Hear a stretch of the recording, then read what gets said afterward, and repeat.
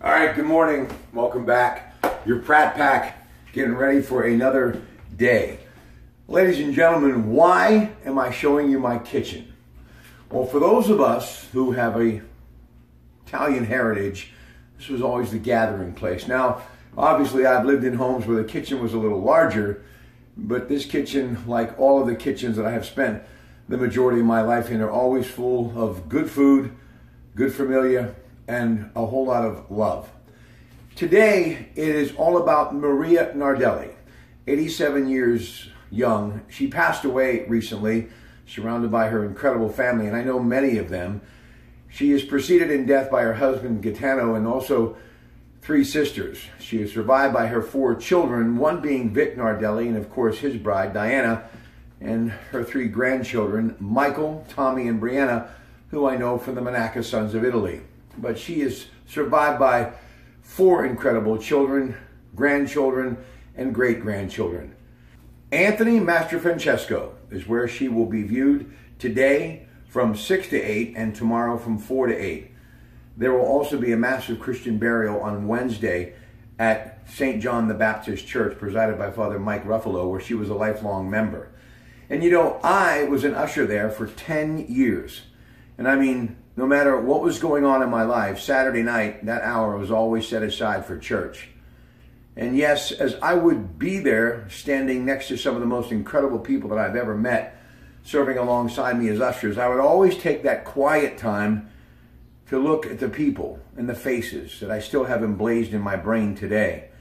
And I remember as I was much younger then, I would say to myself, how lucky, how fortunate, how blessed all of these people are to have their family still together, husband and wives and children and grandchildren, especially during the holidays. You know, often we live in a world where people, well, they look at how much wealth they have as far as monetary things. But every single time I have seen the Nardellis, there is always one right behind or right next to them. And usually it's Tommy and Mike. And you know, I never was fortunate enough to have a brother. Grew up with 5 sisters, and I look at them and think, how lucky to have a brother close to your age that you can always count on. And this is where the old friend gives you some very sage advice, Tommy and Mike, and I'm sure you'll pass this on to your sister Brianna. When it's all said and done, you can have a lot of friends, but the one dividend that keeps paying forward week after week, month after month, year after year is your familia.